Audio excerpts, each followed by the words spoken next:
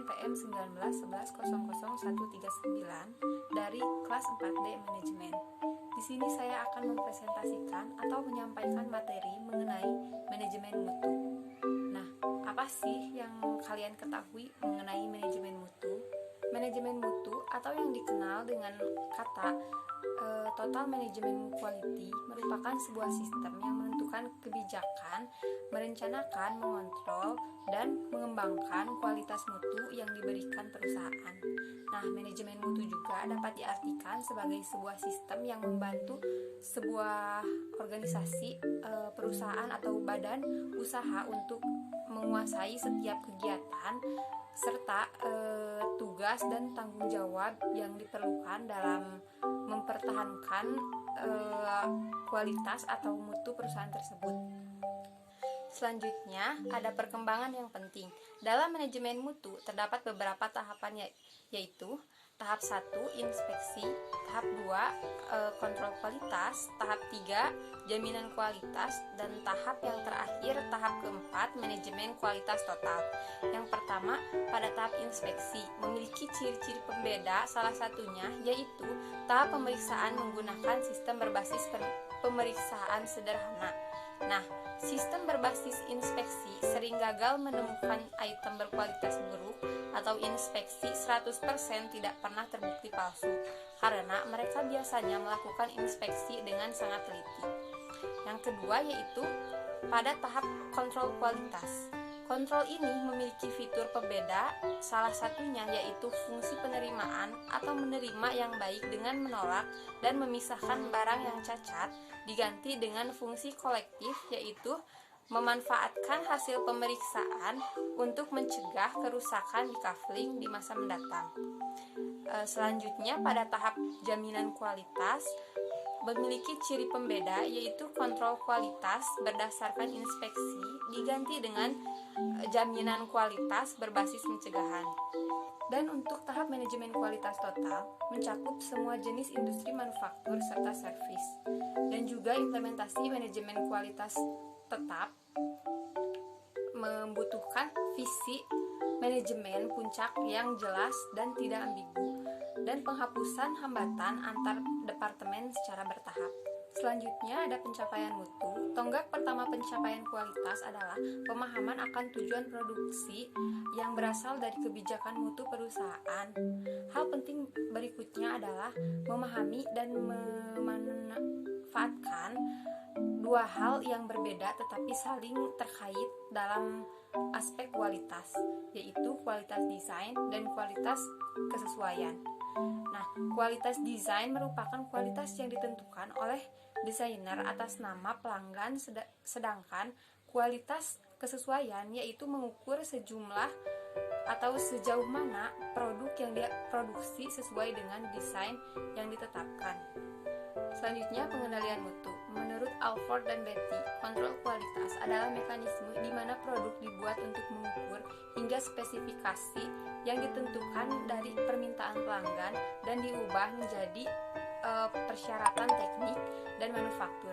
Ini berkaitan dengan membuat sesuatu menjadi benar daripada menemukan dan menolak yang dibuat salah.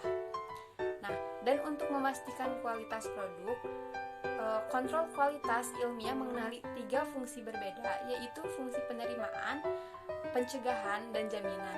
Pada fungsi penerimaan, mengacu pada pemeriksaan barang untuk memastikan bahwa barang tersebut sesuai dengan spesifikasi sehingga memisahkan dan menolak barang yang rusak. Pada fungsi pencegahan mengacu pada identifikasi cacat dalam bahan, komponen, proses pemesinan, atau orang untuk memperbaiki tanggung jawab cacat sehingga menghindari atau meminimalkan terjadinya cacat. Dan untuk fungsi jaminan mengacu pada verifikasi bahwa setiap karakteristik kualitas atau produk dijamin untuk memenuhi yang telah ditetapkan standar kinerja pada setiap tahap dalam siklus manufaktur. Selanjutnya ada jenis inspeksi. Inspeksi terdiri dari 2 jenis, yaitu inspeksi persen dan inspeksi inspeksi pengambilan sampel. Inspeksi persen adalah inspeksi di mana setiap bagian diverifikasi terhadap spesifikasi yang telah ditentukan sebelumnya. Namun, inspeksi persen tidak berarti verifikasi untuk setiap karakteristik kualitas. Nah, dan untuk pengambilan sampel, saat inspeksi yang dilakukan dianggap mahal atau merusak produk, kita dapat mengambil sejumlah sampel dari banyaknya item dalam satu lot yang akan diinspeksi sehingga inspeksi lebih efisien. Pembahasan selanjutnya yaitu mengenai kurva karakteristik operasi. Pada kurva karakteristik operasi terbagi menjadi dua. Yang pertama ada konstruksi kurva OC.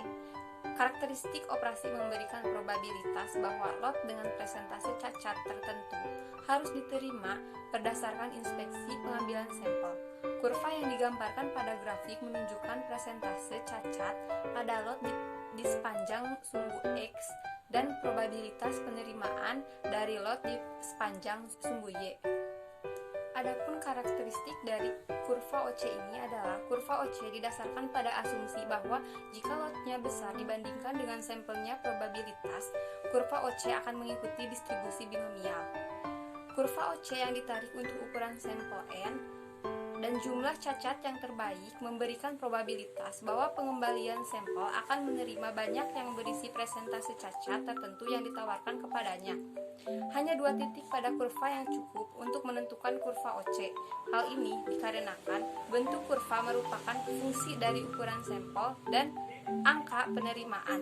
Nah, dan bisa dilihat ini merupakan contoh dari kurva OC. Selanjutnya, parameter kurva OC. Pada OC ini memiliki 4 parameter, yaitu resiko produsen adalah probabilitas bahwa lot yang bagus akan ditolak oleh rencana pengambilan sampel. Risiko menolak lot berkualitas baik tergantung pada rencana dapat bervariasi antara 0,01 hingga 10%. Risiko konsumen adalah probabilitas bahwa lot yang buruk akan diterima oleh rencana pengambilan sampel.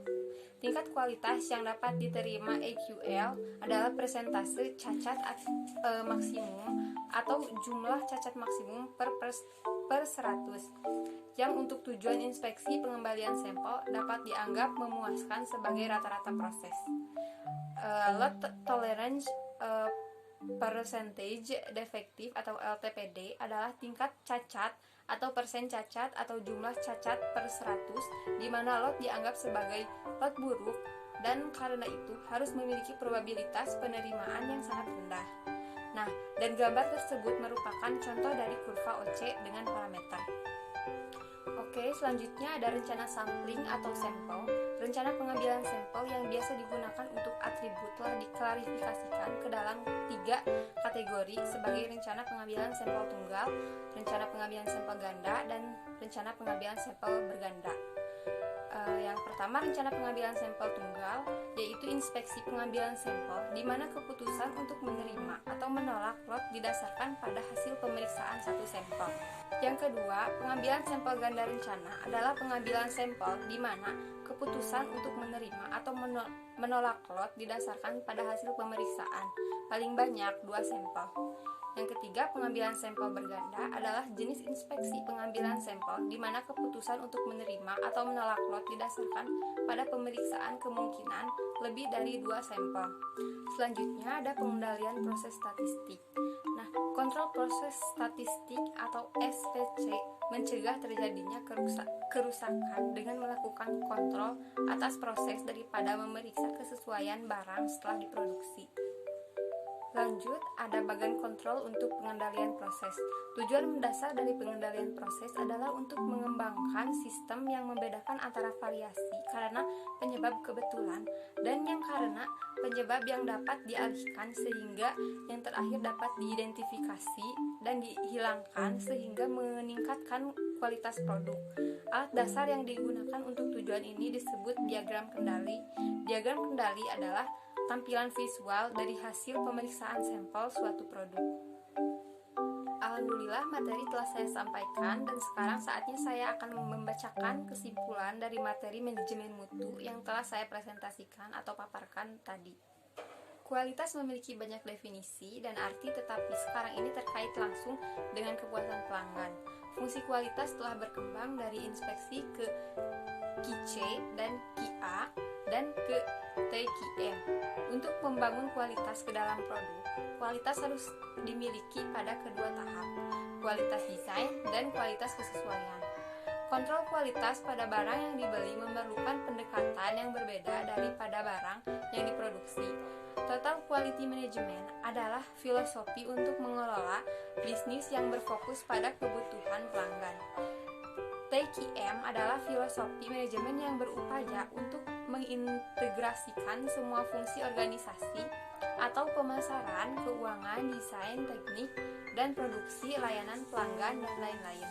Untuk fokus pada pemenuhan kebutuhan pelanggan dan tujuan organisasi, kepemimpinan harus fokus pelanggan, keterlibatan karyawan, pelatihan adalah beberapa elemen kunci dari manajemen kualitas total. Mereka menampilkan hasil pemeriksaan proses berkelanjutan dari verifikasi acak terpisah karena penyebab data yang dapat dialihkan dari variasi normal karena penyebab kebetulan. Oke, sekian yang dapat saya sampaikan. Semoga materi yang telah disampaikan barusan dapat bermanfaat bagi pendengarnya, dan mohon maaf apabila terdapat salah kata atau kesalahan dalam hal penyampaiannya karena saya sedang belajar. Akhir kata, wassalamualaikum warahmatullahi wabarakatuh.